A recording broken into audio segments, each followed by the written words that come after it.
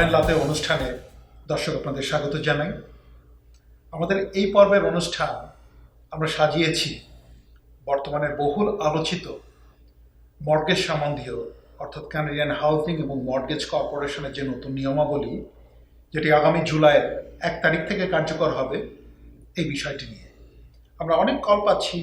বিষয়টি যেহেতু বাড়ি কেনাবেচার সঙ্গে জড়িত এবং মর্টগেজ একটা অনুষঙ্গ, এই ব্যাপারটা নতুন রুলস কী হবে, এছাড়াও কিভাবে এটা কার্যকরী হবে, এই ব্যাপারে জানবার জন্য আমরা আজকে এসেছি। আমাদের মাঝে আজকে উপস্থিত আছেন CEO the millennial mortgage ink, mister Shafiq Ahmed, যিনি এর আগেও আমাদের অনুষ্ঠানে এসেছেন এবং তার প্রফেশনাল অ্যাডভাইস দিয়ে আমাদের ঋদ্ধ করেছেন। আমি চলে যাব মিস্টার শফিক আহমেদের কাছে। মিস্টার শফিক আহমেদ, আপনাকে অসংখ্য ধন্যবাদ যে আমাদের ডাকে সাড়া দিয়ে আপনি আবারও এসছেন, যেটা আমাদের এই বহুল আলোচিত সিএমএসির যে নতুন মর্টগেজ রুলসটা আছে ব্যাপারে জানবার জন্যে। আপনাকে ধন্যবাদ জানাই। ধন্যবাদ Jayanta, thank you for having me here today. মূলত আমরা যারা বাড়ি কেনা বেচার সঙ্গে মূলত আমি বিং এ লয়ার বিভিন্ন রকমের প্রশ্ন পাই যে মর্টগেজের সঙ্গে সিএমএসি ব্যাপারটা কি বা ইন্স্যুরেন্সটা কি। তো অনেকেই জানেন না যে ইন্স্যুরেন্সের সঙ্গে আসলে বাড়ি কেনার কি সম্পর্ক থাকতে পারে। আমি মিস্টার শফিক আহমেদের কাছে চলে যাব যে আমাদেরকে একটু জানাবার জন্য যে বাড়ি কিনতে গেলে ইনফ্যাক্ট এই সিএমএসি বা অন্যান্য রিলেটেড ইন্স্যুরেন্সটা কি, আসলে এটা কেন দরকার পড়ে এবং এটা কিভাবে কাজ করে। ধন্যবাদ Jayanta. CMHC is Canadian Mortgage and Housing Corporation. It is actually a crown corporation. তো আমাদের কানাডাতে বাড়ি কিনতে গেলে যদি ডাউন পেমেন্ট 20%-এর নিচে হয়, যেটা ব্যাংকের ভাষায় আমরা বলি হাই রেশিও মর্টগেজ, সেক্ষেত্রে ডিফল্ট ইন্স্যুরেন্সের প্রয়োজন হয়। এবং এই ডিফল্ট ইন্স্যুরেন্সটা, যেটা কিনা ব্যাংককে প্রোটেকশন দেয় ইন্স্যুরেন্স কোম্পানি, এই ডিফল্ট ইন্স্যুরেন্সটা পারচেস করতে হয় বায়ারকে। এবং এই ইন্স্যুরেন্সটা বাড়ি কিনতে গেলে হাই রেশিও মর্টগেজের জন্য অবশ্যই দরকার। উইদাউট ডিফল্ট ইন্স্যুরেন্স এখানে বাড়ি কিনতে কেউ পারবে না। এই কথা বলা দরকার যে এখানে মিনিমাম ডাউন পেমেন্ট আমাদের কানাডাতে যেটা এই মুহূর্তে, সেটা হচ্ছে মিনিমাম 5%, এবং ডিফল্ট ইন্স্যুরেন্সের জন্য ডাউন পেমেন্ট দরকার হচ্ছে 5 to 20%. So below 20% required a default insurance and it should be insured by CMHC, এবং CMHC পাশাপাশি আরও কিছু ইন্স্যুরেন্স কোম্পানি আছে। অর্থাৎ তার অর্থ যেটা আমি ধরে নিলাম যে ব্যাংক আমাদেরকে যারা বাড়ি কিনছি তাদেরকে যে ফান্ডটা করছে সেই ফান্ডটা সুরক্ষিত করবার জন্য, অর্থাৎ হাই রেশিও অর্থাৎ রিস্কটা যেহেতু অনেকখানি হাই, এই রিস্কটাকে কমাবার জন্য একটা প্রোটেকশন প্রসিজার হলো মর্টগেজ ইন্স্যুরেন্স। ঠিক আছে। এখন এই মর্টগেজ ইন্স্যুরেন্সটা যেহেতু একটা মর্টগেজের অনুষঙ্গ, তো এখন বহুল আলোচিত এই ব্যাপারটা যে কিছু কিছু রুলস চেঞ্জ করেছে, যেটা জুলাইয়ের 1 তারিখ থেকে লাগু হবে। তো আমাদের এই অ্যাকচুয়ালি আগে কি ছিল বা আগেকার সঙ্গে এখন যে তফাৎটা হচ্ছে, এই তফাৎগুলোকে আমাদেরকে একটু আলোকপাত করতে পারবেন কিনা? এটা তো বহুল আলোচিত একটা ব্যাপার এই মুহূর্তে, বিশেষ করে আমাদের বুমিং রিয়েল এস্টেট মার্কেটে। Canada mortgage and housing corporation CMHC recently যে চেঞ্জটা করতে যাচ্ছে, হুইচ ইজ জুলাইয়ের 1 তারিখ থেকে, সেটা মূলত to protect economy, protect bank and overall protect the buyers. আমাদের জুলাইয়ের 1 তারিখ থেকে 3টা গাইডলাইন্স যেটা ইমপ্লিমেন্টেড হতে যাচ্ছে, আমরা যেটাকে বলি হচ্ছে আন্ডাররাইটিং গাইডলাইন। তো এই গাইডলাইনের প্রথম গাইডলাইন যেটা, সেটা হলো ক্রেডিট স্কোর। আমরা প্রিটি মাচ সবাই জানি যে মর্টগেজ পেতে গেলে প্রথমে যেটা ব্যাংক দেখবে সেটা হলো যে ক্রেডিটটা কেমন। তো আগে এই ক্রেডিটটা ব্যাংক দেখতো সিএমএসসির আন্ডাররাইটিং গাইডলাইনে ক্রেডিট স্কোর ছিল 600। নতুন লতে এই ক্রেডিট স্কোর হতে হবে 680. So any individual who wants to buy the house, the first thing that the individual, the buyer, should have a credit score of 680. এখানে একটা ব্যাপার আছে, যদি এটা দুজন অ্যাপ্লিক্যান্ট থাকে, তবে দুজন অ্যাপ্লিক্যান্টের যার ক্রেডিট স্কোর 680 সে প্রিন্সিপাল অ্যাপ্লিক্যান্ট হতে পারবে, যার ক্রেডিট স্কোর লো সেও থাকতে পারবে, ওকে, তবে না প্রিন্সিপাল অ্যাপ্লিক্যান্ট হিসেবে না। তবে দুজন অ্যাপ্লিক্যান্টের যে কোনো একজন অ্যাপ্লিক্যান্টের মিনিমাম ক্রেডিট স্কোর 680 হতে হবে। This the first underwriting guideline change. Second guideline change যেটা হলো আমাদের ব্যাংকিং ভাষায় এটাকে আমরা বলি GDS and TDS. GDS and TDS হলো এটা একটা স্ট্যান্ডার্ড ব্যাংক ফলো করে টু অ্যাপ্রুভ মর্গেজ, যেটা কিনা সরাসরি ইনকামের সঙ্গে জড়িত। একজন বায়ারের কি পরিমাণ ইনকাম আছে এবং সেই ইনকামে সে কি পরিমাণ মর্গেজ পেতে পারে, কনসিডারিং তাদের personal loan and total expenses, mortgage expenses, এইগুলোকে কনসিডার করে একটা হিসাব করা হয়, যেটাকে আমরা বলি জিডিএস অ্যান্ড টিডিএস।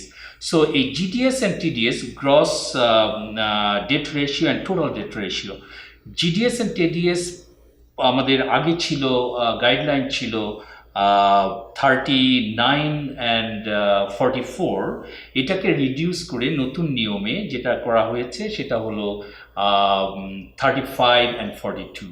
তো obviously it will have an impact on income and mortgage amount. And third সেটা হলো ডাউন পেমেন্ট। আমাদের ট্র্যাডিশনাল ওয়েতে ডাউন পেমেন্ট যেটা ছিল সেটা হলো যে একজন সেভ করবে, savings will be use as a down payment. যদি সেভিংসটা ওই ডাউন পেমেন্ট কভার না করতে পারে তবে সে অন্য কোনো ওয়ে থেকে বড় করতে পারতো। অন্য কোনো ওয়ে বলতে বোঝায় যে হি কুড বড়ো from relatives, or he could take the money from, the buyer could take the money from line of credit, unsecured line of credit.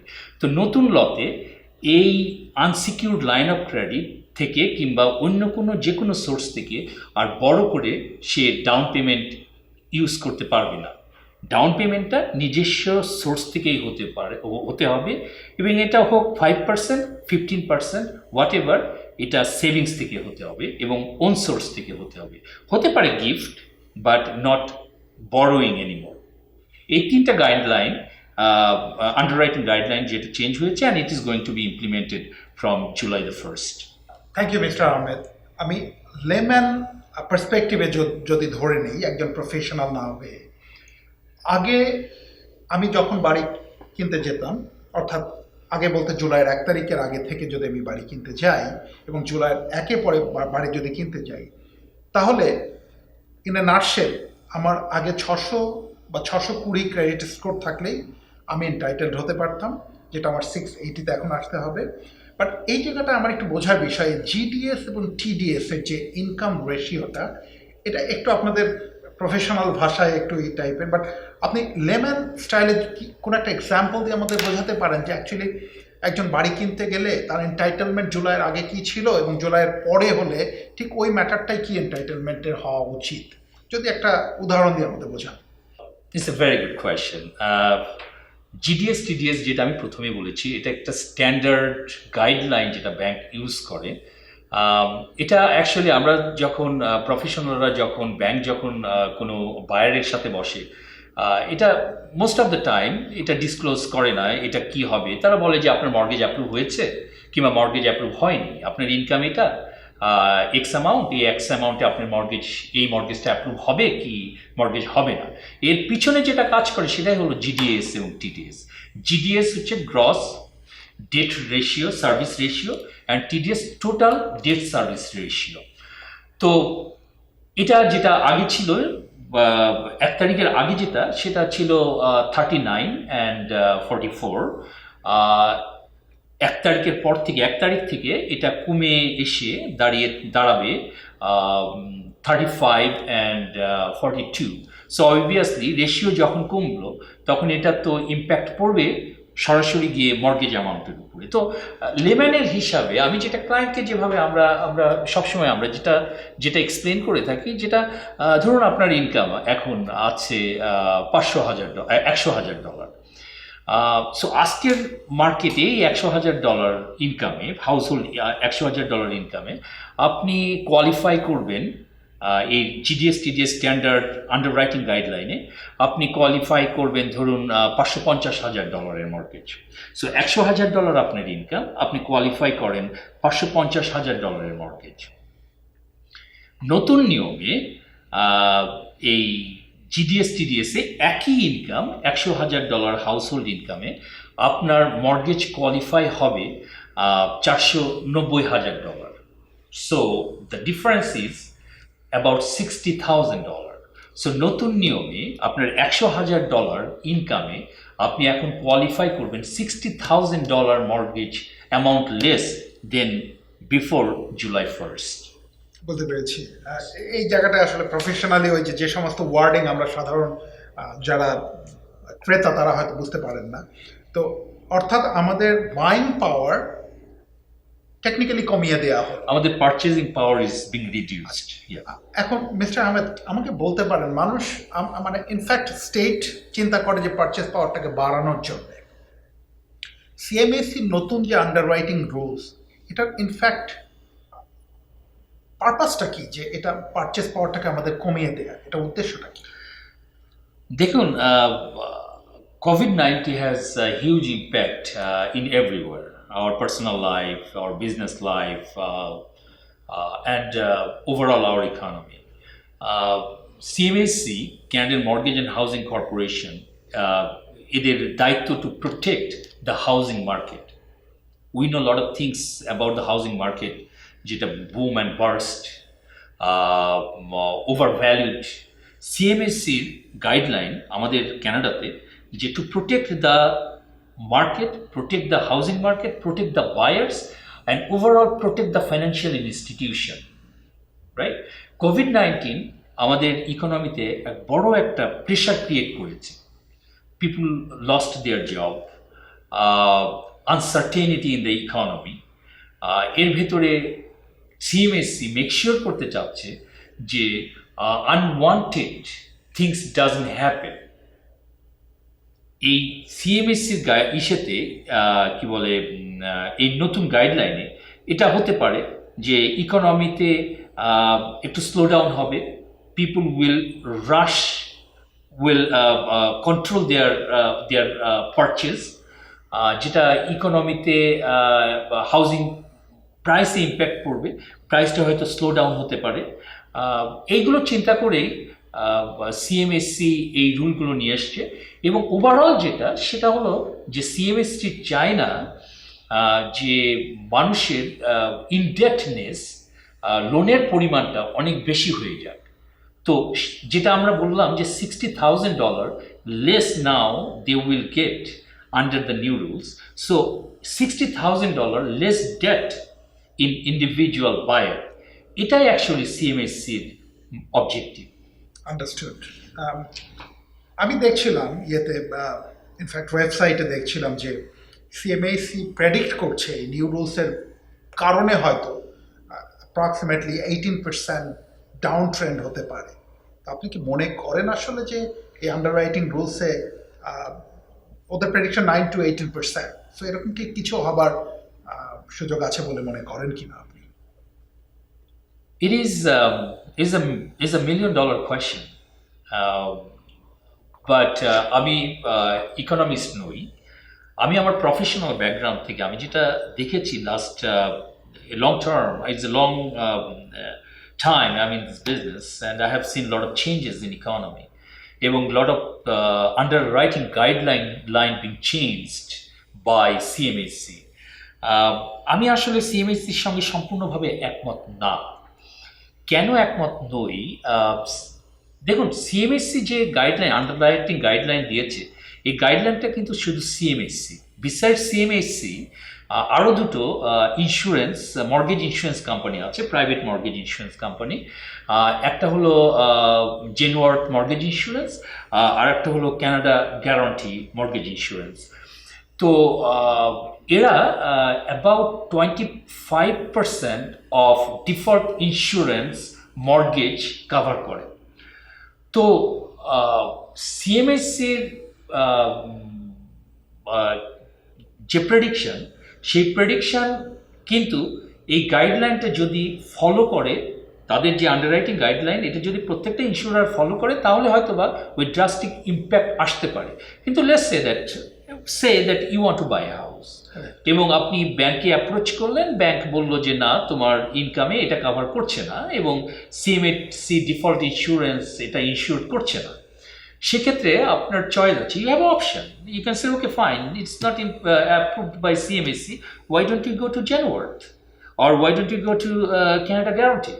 Canada Guarantee and Genworth, they are already confirmed they are not going to follow CMSC's underwriting guideline changed, which is going to implement from July 1st. So you have the option. আমার একটা প্রশ্ন বাইদে ভাই এই ব্যাপারে, আমি যখন mortgage apply করি, এটা কি আমার চয়েস অথবা ব্যাংকের চয়েস যে সিএমএসসি তে যাবে, নাকি আদার যে আপনার জেনওয়ার্থ এবং কানাডা গ্যারান্টি কোম্পানি আছে কোথায় পাঠাবে? এটা কি ক্লায়েন্টের কোনো চয়েস থাকে কিনা?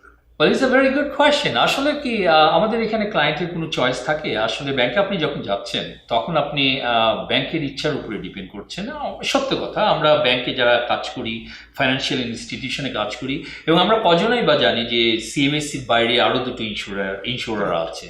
তো সেক্ষেত্রে যেটা দেখা যায় যে ব্যাংক যখন বলবে যে আপনি as a client you are not insured or you are not approved by insurer, sorry, actually আপনার কিছু করার থাকে না।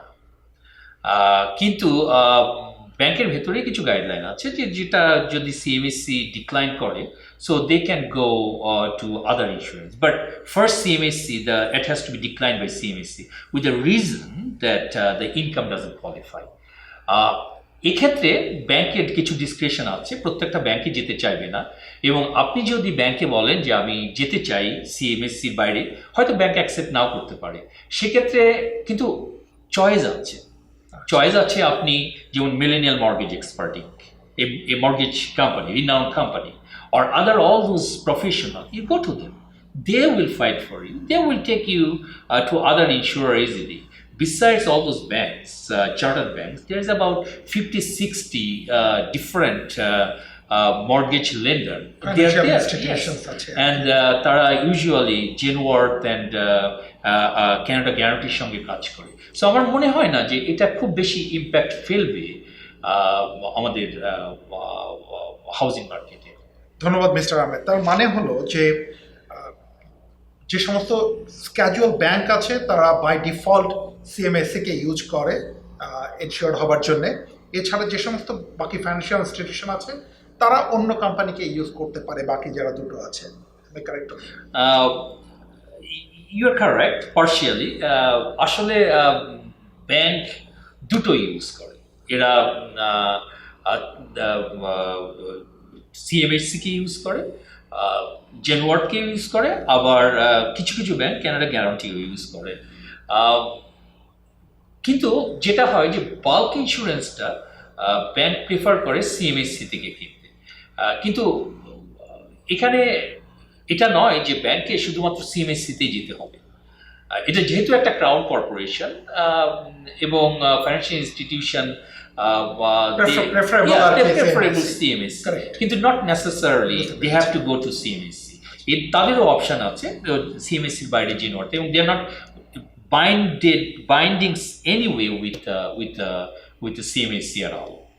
আচ্ছা মিস্টার আহমেদ, আপনার কি এরকম কোনো ইনফরমেশন জানা আছে কি না যে এই আন্ডাররাইটিং এর যে নিউ রুলটা এসছে সিএমএসসি অনলি, এটা ফর দ্য টাইম বিং, নাকি এটা তাদের for the time being means COVID-19 জন্য একটা জাস্ট এটাকে এনকাউন্টার করবার জন্য কি এই রুলসটা, নাকি এটা একটা লং টেনিওর যাবার জন্য তাদের ইয়ে আছে? আমি যেহেতু দেখছিলাম ওয়েবসাইটে যে ডিউ টু কোভিড-19 এই কথাটা বলা আছে, তো আমার কাছে কেন যেন মনে হয়েছে এটা টেম্পোরারি একটা মেজার হয়তো সিএমএসির জন্য হতে পারে। আপনার কোনো আইডিয়া আছে? হ্যাঁ, এটা আসলে সিএমএইচসি যেটা আমাদের আমরা জানি যে মার্চের 30 তারিখের দিকে সিএমএইচসি প্রথমে তাদের একটা মিটিং হয় এই কোভিড-19 এর উপরে সিচুয়েশনটাকে কিভাবে ফেস করা যায় এবং এর জন্য কি ধরনের স্টেপ নেওয়া যেতে পারে। So they had different kind of proposition. এর ভিতর থেকে তারা এই 3টা প্রপোজিশনে আসছে। মেইন উদ্দেশ্য যেটা সেটা হলো to bring the indebtedness lower for the buyers. So buyers যে লোনের পরিমাণটা বেশি হলে এদের রিস্কের পরিমাণটা বেড়ে যায়। সিএমএসি এবং ডিফল্ট ইন্স্যুরেন্সের মেইন রিজনটাই হলো reducing the risk two buyers and overall the financial institution. So একজন বায়ার যখন লেস অ্যামাউন্ট বড় করছে তো আলটিমেটলি তখন ইকোনমির জন্য এটা মোর সুইটেবল হয়ে যাচ্ছে। প্রাইস মানে পূর্বতন বছরগুলোতে বেড়েছে, আবার এদিকটায় সিএমএসসি বাইং ক্যাপাবিলিটি কমিয়ে দিচ্ছে। তো এই যে তফাৎটা, এই গ্যাপটাকে ব্যালেন্সিং হবে কিভাবে, মিটিগেট হবে কিভাবে, আমার কাছে মনে হয় ভেরি ডিফিকাল্ট। আপনার কোনো ওপিনিয়ন আছে কিনা, বা আপনার আইডিয়া কি এটা কিভাবে করা সম্ভব? দেখুন, CMSC Canadian mortgage and housing corporation এবং আদার দুটো insurance company, default insurance company, এদের objective is not to encourage you or not to boost the housing market or housing price, value of the housing price. Either main objective to protect the economy, protect the housing market, right? বাড়ির দাম বেড়েছে, এটা কিন্তু সিএমএসসির জন্য is not a good news. It is not even a good news for total economy. A lot of people, they cannot afford now, right?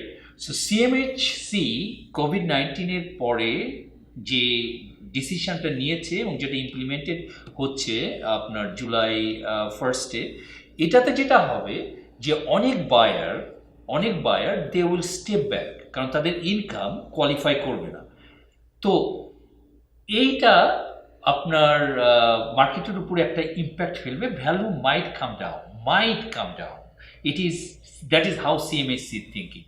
Think about that. 35% of total mortgage given by the chartered bank are insured. So it's a huge amount of mortgage being insured. So এর ভেতরে একটা percentage এরা যদি আপনার step back করে তাহলে ultimately তো একটা ইম্প্যাক্ট পড়বেই হাউস প্রাইসিংয়ের উপরে।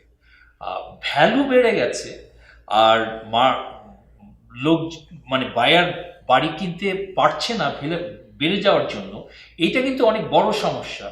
দেন ইনকাম কভার করছে না, কারণ ইনকাম, আমার যদি ইনকাম থাকে, ভ্যালু যদি একটু কমে, আমি কিন্তু ওই গাইডলাইনটাকে পাশে রেখেই বাড়িটা কিনতে পারবো। আর যদি বাড়িটা এরকম থাকে যে বাড়ির দাম বেড়েই যাচ্ছে, তাহলে এক সময় এটা আমার ক্রয় ক্ষমতার একদমই বাইরে চলে যাবে, অলরেডি গেছে আমার ধারণা, রাইট? তো সেক্ষেত্রে এটা কিন্তু ইকোনমির জন্য মোটেও সুখকর সংবাদ নয়। যে কারণে সিএমএসসি এবং আমাদের গভর্নমেন্টের এর একটা প্রচেষ্টা যে কিভাবে এটাকে কন্ট্রোল করা যায়, বিশেষ করে এই আনসার্টেনিটি পিরিয়ডে যখন কোভিড-19 সব কিছুকে এলোমেলো করে দিয়েছে, গভর্নমেন্টও চাচ্ছে না এবং তার রিপ্রেজেন্টেটিভ সিএমএসসি চাচ্ছে না যে ইন্ডিভিজুয়াল বড় so much then they can afford. আপনার ওপিনিয়ন শুনলাম, তাতে ওপিনিয়নে যেটা মনে হচ্ছে আমার, যে আপনি সিএমএসসি যে পলিসিটা নিয়েছে বা নতুন যে পলিসিটা আসছে, এটা আপনি পজিটিভলি দেখছেন।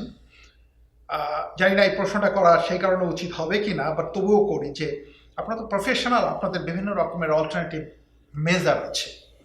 তো এই সিএমএসসির যে নতুন রুলসটা আসছে জুলাই 1 তারিখ থেকে, এটার কি কোনো আদার ওয়ে অ্যারাউন্ড আছে কি না, বা কোনোভাবে যারা এটাতে এফেক্টেড তারা অন্য কোনো মেজার নিয়ে এটাকে ওভারকাম করতে পারে কিনা?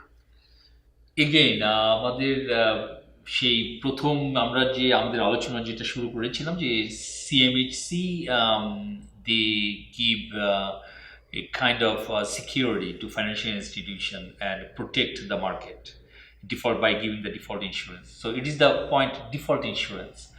So পুরো জিনিসটাই হলো যে আপনার ডাউন পেমেন্ট যদি 20%-এর নিচে থাকে তাহলে আপনি অ্যাফেক্টেড।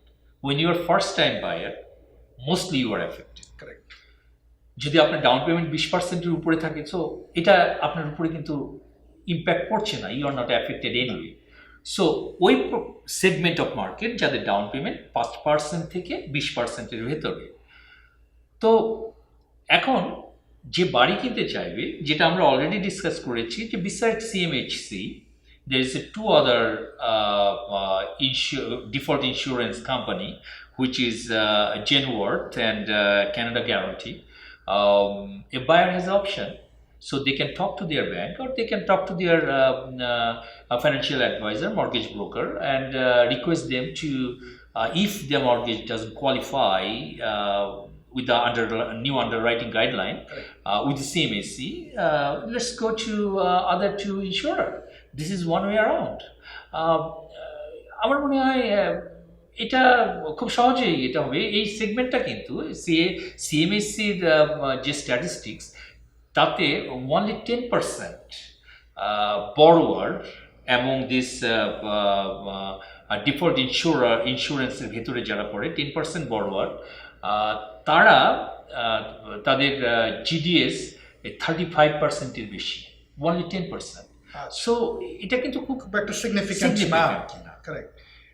এছাড়াও আপনি যেটা বললেন প্রথমে যে চেঞ্জটা এসছে যে ডাউন পেমেন্টের অল্টারনেটিভ যে সমস্ত সোর্স ছিল এটা সিএমএসসি নিউ আন্ডাররাইটিং রুলে পড়বে না।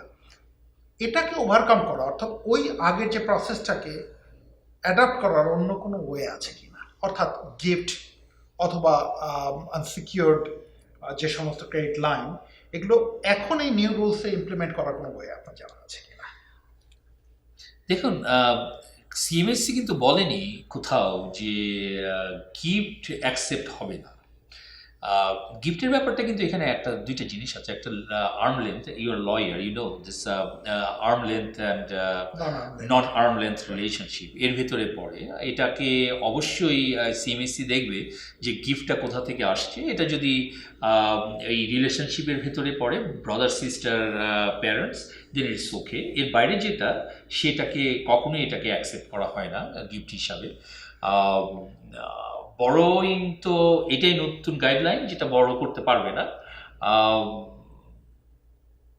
তো গিফট এটা ইউজ করতে পারে, গিফট করতে পারে। তবে আমার মনে হয় যেটা, যে কেউ যদি বাড়ি কিনতে চায়, my professional advice that they should save money at least for 5%. They have to have their own money. এটাতে একটা credibility, একটা responsibility আসে towards paying the mortgage and all the things and stuff. আর যেটা আমি দেখি as a professional, যে millennial যারা বাড়ি কিনতে আসছে, they have a very good income, and they qualify. But problem হলো তাদের ডাউন পেমেন্টটা নাই। এক্ষেত্রে they can take help from their parents, এবং এটাকে অবভিয়াসলি সিএমএসসি এতে কোনো অসুবিধা থাকবে না।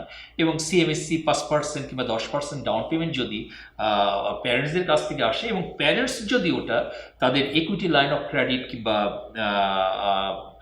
আনসিকিউরড লাইন অফ ক্রেডিট থেকে নেয়, এটাতে সিএমএসসির কোনো সে নাই। কারণ সিএমএসসি লোনটা দিচ্ছে তাদের যে বড় করছে মিলেনিয়াল, কেউ বড় করলে তাকে তার প্যারেন্টসকে না।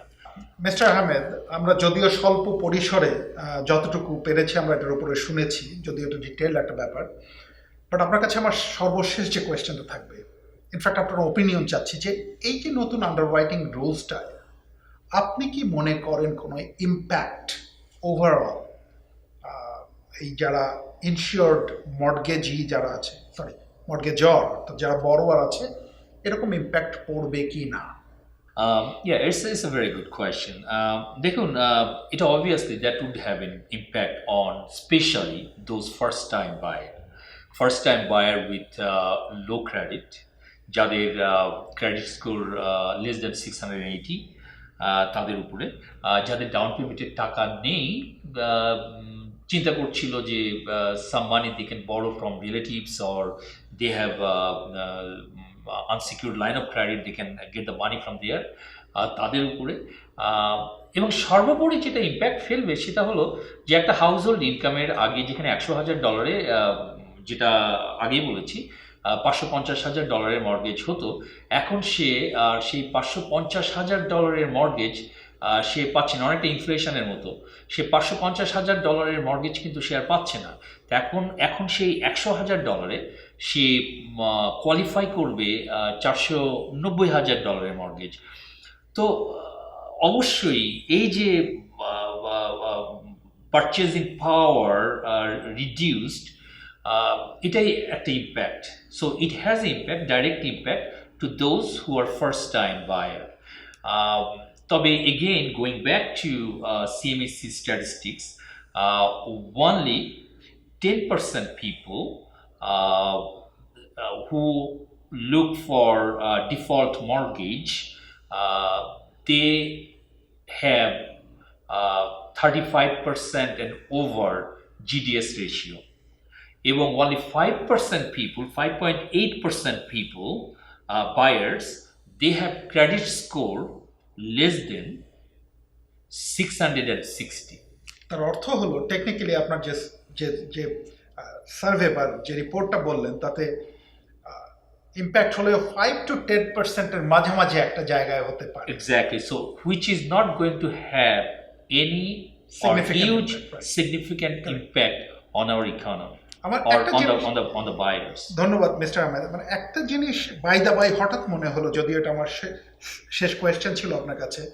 আপনি যে বললেন ক্যাপাসিটি বা ক্যাপাবিলিটি কমে যাবে, আমি যেটা ইদানিং ট্রেন্ড লক্ষ্য করছি যে লোকজনের বাইরে যাওয়ার প্রবণতা, অর্থাৎ একসময় আমরা আমাদের টার্গেট ছিল জিটিএতে বাড়ি কিনবো, এখন আমরা জিটিএর বাইরেও যাচ্ছি। এবং ইদানিং যে ট্রেন্ড আমি লক্ষ্য করছি নিউ বিল্ড এবং অন্যান্য জায়গায়, যে আজ থেকে এখান থেকে টরন্টো থেকে 1 ঘন্টার দূরত্বে যে বাড়ির দামটা ছিল এক সময় 2 লাখ টাকা, আমার ধারণা এই এই প্রোগ্রামগুলো আনা এবং মানুষের ক্যাপাবিলিটি কমে যাওয়ার জন্যে ওই যে বাড়ি, কম দামের বাড়িগুলো আজ থেকে এখান থেকে দূরত্বে ছিল, সেগুলো কিন্তু একটা লেভেলে চলে এসছে। টেকনিক্যালি বাড়ির দাম হয়তো জিটিএতে বাড়ছে বলে এটাকে লাগাম টানার জন্য এটা করা হচ্ছে, বাট এর সারাউন্ডিংসে কিন্তু বাড়ির দাম এর ইম্প্যাক্টে বেড়ে গেছে, এটা আমার কাছে মনে হয়েছে আর কি। তো আপনি কি এরকম কিছু দেখেছেন কিনা বা আপনার কাছে মনে হয় কিনা? Certainly, I agree with you. অবশ্যই, কারণটা হলো যে দেখুন, ফার্স্ট টাইম হোম বায়ার যারা, এদের কিন্তু এই সেগমেন্টটা কিন্তু with their income always they look something affordable. হ্যাঁ, তো বাড়ির যে দাম, যেটা অ্যাভারেজ হাউস প্রাইস $800 to $900,000 জিটিএতে। তো যখন জিটিএতে বাড়ি কিনতে পারছে না, কারণ 5% ডাউন পেমেন্টও তো, এটা তো প্রায় $40,000-50,000 on the top of that closing cost. It's about, like at that range somebody needs $60,000. So either তাকে সেভ করতে হবে, ওকে, অথবা বড় করতে হতো। তো এখন যেহেতু এই নিউ রুলসে পারবে না, তখন আলটিমেটলি তারা তো শহরের বাইরে যাওয়ার চেষ্টা করবে এবং ওখানে তো প্রাইসটা একটু বাড়বেই, এটা ধরেই নেওয়া যায়। তো সেটা হলো যে এখানে আরেকটা জিনিস আছে, ডিমান্ড অ্যান্ড সাপ্লাই। হ্যাঁ, তো ওখানে এটাও একটা ব্যাপার, হয়তো বা প্রাইস আরও বেড়ে যেতে পারে। তো প্রাইস যাতে না বাড়ে, সেখানেও তো ওখানে গেলেও, শহরের বাইরে গেলেও ওই ইনকামে তো তাকে কোয়ালিফাই করতেই হবে। তো CMSC is trying of their best to pull it back, so যাতে করে এই কোভিড-19 যে ইম্প্যাক্টটা, এটা আমাদের ইকোনমিতে খুব ড্রাস্টিক্যালি না পড়ে এবং এর ইম্প্যাক্টে আমাদের হাউজিং মার্কেটে কোনো সমস্যা না হয়। এটাই অ্যাকচুয়ালি সিএমএসসির main objective, to bring this new rules, new guideline, underwriting guideline, and implementing it so the house market is protected and the buyers are protected as well. Thank you mister Ahmed, অনেক ধন্যবাদ আপনার এই valuable অ্যাডভাইসের জন্যে। আমরা কৃতজ্ঞ সত্যি যে যখনই আমরা ডেকেছি আপনাকে এই মর্গেজ রিলেটেড কোনো কিছু জানবার জন্য আপনি এসছেন। এবং আপনার লাস্ট যে প্রোগ্রামটা ছিল এটা রিয়েলি ওয়াজ হেল্পফুল। আমরা অভূতপূর্ব সাড়া পেয়েছিলাম, যেটা কোভিড-19 শুরুতে আমরা করেছিলাম। আর আমরা আশা করবো এরপরেও যদি আপনাকে ডাকি আমরা পাবো আপনাকে। ধন্যবাদ জয়ন্ত, ধন্যবাদ নন্দন টিভিকে আমাকে আবারও ডাকার জন্য এবং আমাকে এই এই সিচুয়েশনে to give me the opportunity to explain the new guidelines and new rules.